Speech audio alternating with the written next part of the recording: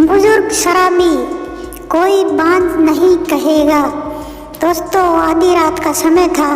रोज की तरह एक बुजुर्ग शराब के नशे में अपने घर की तरफ जाने वाली गली से झूमता हुआ जा रहा था। रास्ते में एक खंबे की लाइट जल रही थी। उस खंबे के ठीक नीचे एक 15 से 16 साल की लड़की पुराने फटे कपड़े में डरी सहमी सी अपने आंसू पोंछते हुए खड़ी थी। जैसे ही उस बुजुर्ग की नज़र उस लड़की पर पड़ी, वह रुक सा गया। लड़की शायद उजाले की चाह में लाइट के खंबे से लगभग चिपकी हुई सी थी। वह बुजुर्ग उसके करीब गया और उससे लड़खड़ाती जबान से पूछा, तेरा नाम क्या है? तू कौन है और इतनी रात को यहाँ क्या कर रही है? लड़की चुपचाप डरी सहमी नज़रों से दूर किसी को देखे जा रही थी।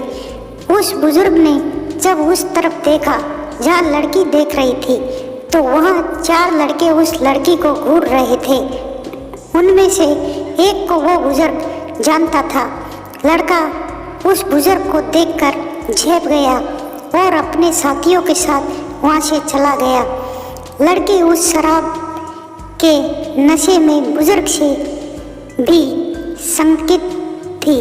फिर भी उसने हिम्मत करके बताया, मेरा नाम रूपा है, मैं अनाथ आश्रम से भाग आई हूँ। वो लोग मुझे आज रात के लिए कहीं भेजने वाले थे। दबी जुबान से बड़ी मुश्किल से वो कह पाई, बुजुर्ग क्या बात करती है तू? अब कहाँ जाएगी? लड़की, नहीं मालूम। बुजुर्ग, मेरे घर चलेगी? लड़की मन ही मन सोच रही थी कि ये शराब के नशे में है और आधी रात का समय है, ऊपर से ये शरीफ भी नहीं लगता है। और भी कई सवाल उसके मन में धमा चौकड़ी मचाए हुए थे। बुजुर्ग, अब आखिरी बार पूछता हूँ, मेरे घर चलोगी? हमेशा के लिए? बदनसीबी को अपना मुकद्दर मान बैठी, गहरे गुप अंधेरे से घबराई हुई, सब कुछ भगवान के भरोसे छोड़कर लड़की ने दबी कुचली जवान से कहा, जी हाँ। उस बुजुर्ग ने झट से लड़की का हाथ कसकर पकड़ा और तेज कदमों से लगभग उसे घसीटते हुए अपने घर की तरफ बढ़ चला। वो नशे में इतना धुत था कि अच्छे से चल भी नहीं पा रहा था। किसी तरह लड़खड़ाता हुआ अपने मिट्टी से बने कच्चे घर तक पहुंचा और कुंडी खटखटाई।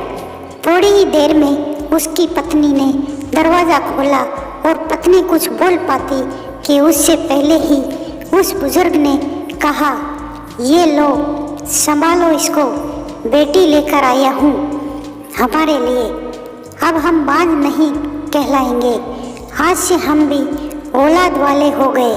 पत्नी की आंखों से खुशी के आंसू बहने लगे और उसने उस लड़की को अपने सीने से लगा लिया। दोस्तों, बहुत बहुत धन्यवाद। कहानी यदि पसंद आई हो तो लाइक और सब्सक्राइब करना न भूलें।